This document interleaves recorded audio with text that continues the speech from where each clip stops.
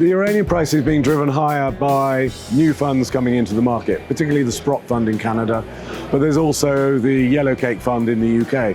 So they've been buying up physical material. At the same time, we're not buying fissile material, or shall we say, reprocessed uranium from Russia because of the Ukraine situation. We simply don't want to buy that, although it may be coming to us from other sources. So that's led to a bit of a shortage. Various funds are bigging up the price, but at the end of the day, everybody's looking to build new nuclear power stations, except for the Germans, of course, because we need the power. So it's like any commodity, it's just supply and demand. So uranium right now is used obviously for nuclear power reactors. And the recent price was because there's a lot of physical buyers that basically buying physical uranium and holding it because they're expecting the price to go up. So the utilities are the main users, so they have long-term contracts. There's basically two prices. There's a spot price, that's the one that's been rising quickly, and there's a long-term price, a contract price. That's what the utilities use for 3, 4, 5 years outlook. So that's a lot different. So spot right now is probably $106 per pound, and the long-term price about 65, 70. So since Fukushima was 12 years ago, it's been basically $20 or $30, the spot price. So it's gone up a lot. So there's two, SPUT is a physical uranium holder. They have 60 million pounds, I think, stored, and then Yellowcake, probably about 23 million pounds.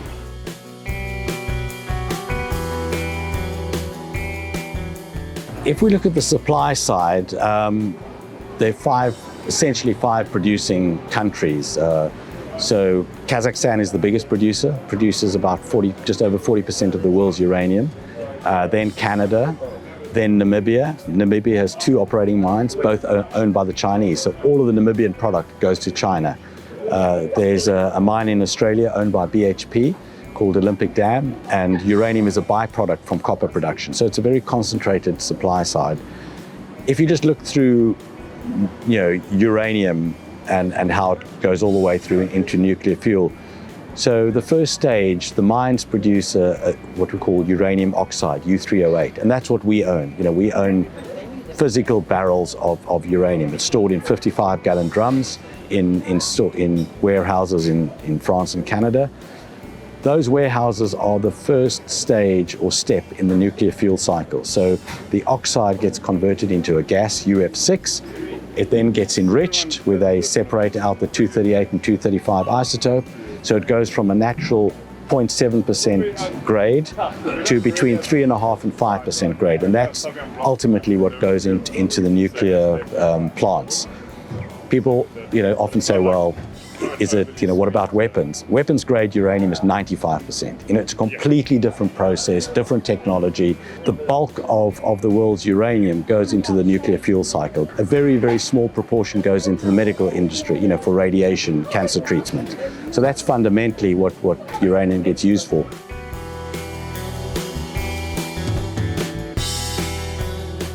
From U3O8 to fuel bundles going into a nuclear reactor can be up to 2 years. So it's 18 months to 2 years of fuel cycle. So at any one time, whatever's being consumed on an annual basis in the nuclear industry, about 1.5 times of that is sitting in working capital. So when utilities buy uranium, they buy it for delivery in the future, and then it gets converted and enriched into nuclear fuel. So no one will buy uranium and burn it, consume it tomorrow. So it's very different to a gas or a thermal plant. In that sense, a nuclear reactor only refuels every 18 months to 24 months. So if it runs out of fuel, it's an absolute disaster. It's hundreds of millions of dollars to restart a nuclear reactor. They have to run 24/7. So, the procurement function in the nuclear reactor is critically important to make sure the fuel is on site when it needs to be refueled. So again, if the price is $100 today, that will only show up in the cost base of a reactor in 4 years' time, maybe. They buy the uranium today, it gets converted into the fuel, so it sits in working capital for 18 months to 2 years, then it gets consumed over an 18-month to 2-year time frame. So it's not, again, like coal or gas. If you buy it tomorrow, you burn it, or buy it today, you burn it tomorrow. Utilities rely on long-term contracts to contract for their fuel needs. They go to reliable producers. They spread their risk because they cannot be without fuel. And that's why, I think where we are now with supply looking challenged in the near term, 3 to 5 years, and demand looking better, it's a supplier's market, it's a seller's market. So the producers are holding the upper hand at the moment.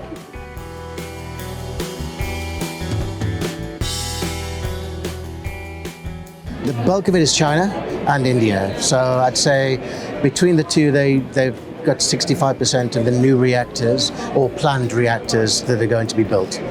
So the bulk of it comes from those two regions.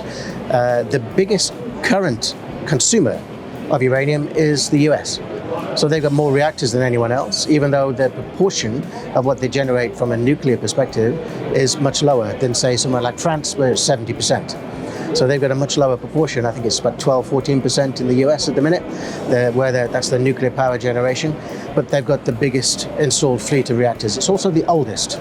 And so they've got to go through quite a significant investment profile to put new reactors into the marketplace. And with that, each new reactor that goes into the marketplace, it will take anywhere from 2 to 3 years of feedstock to actually start it up. So you've got to buy that in order to get a reactor up and running.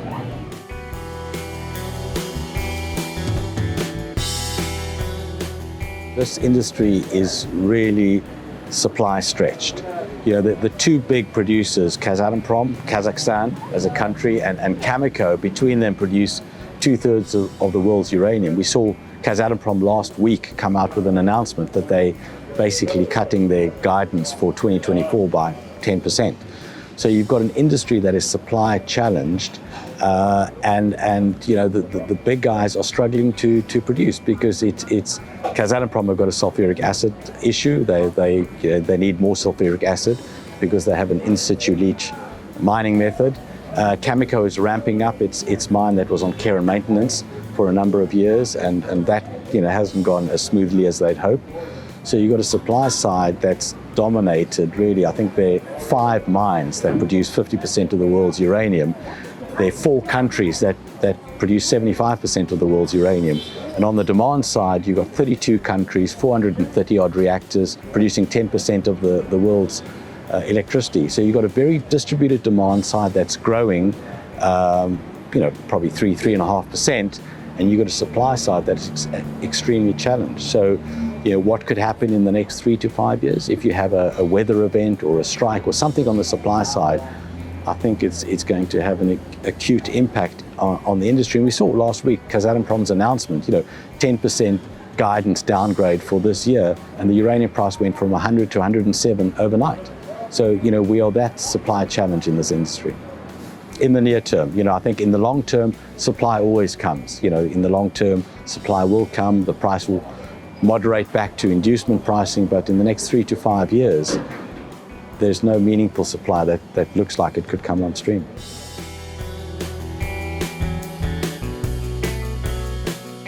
I guess one way of looking at attitudes is looking at surveys, and increasingly you're seeing surveys supportive of nuclear. I think in Japan there's now over 50% support for nuclear. Even Greta has supported nuclear. I was at the World Nuclear Association conference in London in September last year. It's the biggest conference. Just as an aside to talk to you about how nuclear has become much more mainstream. When we IPO'd in 2018, I went to the first conference, the first WNA, not the first WNA, but our first WNA, and I think there were 50 people in the room. In London, September last year, we had 750 people. So it's become much more mainstream. But I digress. So the point is, at that conference, in the opening session, there was the head of the South Korean utility. And he said, renewables are interesting, but in South Korea, we don't have any wind and we don't have any space. And we import 92% of our energy. We have to look at nuclear. If you take a 1 gigawatt nuclear power station, it probably takes up 1 square kilometer. If you look at the equivalent size for solar, it's 450 square kilometers, and it's probably 50 square kilometers of wind turbines. So for people just think it's renewable, so it's applicable everywhere in the world. It's not. The wind doesn't blow everywhere, the sun doesn't shine everywhere, and some people don't have space. So nuclear is, I think, increasingly seen as a contributing technology towards a cleaner future. It's not the only technology, but it can certainly contribute towards, wind and solar as stable generation and possibly backup. So there's been a mindset change. So you got people like Patrick Moore, who's the former head of Greenpeace and founder of Greenpeace, who was anti-nuclear like you wouldn't believe.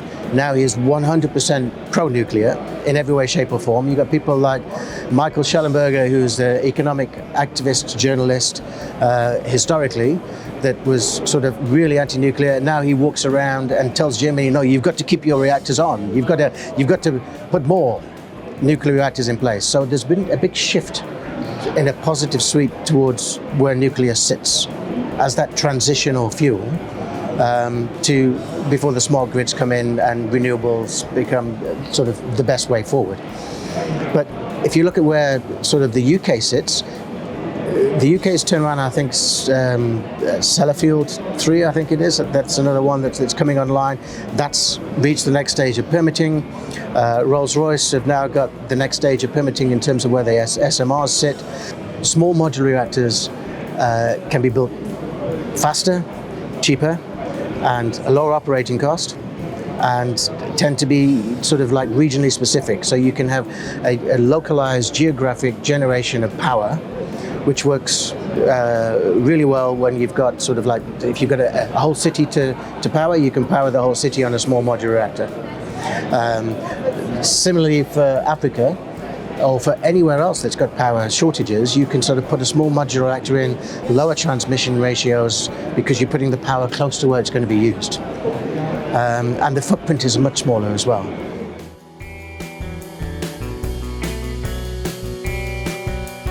If you go back to 2019, 2020, where the uranium price started moving in a meaningful way, it was driven principally by the US government, or by Biden, putting the US back into the Paris Agreement. And that almost kick-started a host of low carbon or zero carbon commitments. The UK was 2050, the US 2050, some countries said 2040, India was 2060, but you had a host of nations committing to carbon neutrality, and that was policy driven. So we had a massive policy tailwind supportive of nuclear, really starting back end of 2019 into 2020. And that continued with the small modular reactor story. And then when Russia invaded Ukraine, that fundamentally changed the industry. Russia accounts for 35% of the world's conversion. That's the conversion of U3O8 to UF6, and 45% of the world's enrichment. So 20% of the enriched fuel into the US today comes from Russia, and in Europe it's 30%. It's the only thing that's not sanctioned. So that fuel is still flowing from Russia to the US. And so that invasion, really emphasized or placed an emphasis on energy security and energy independence.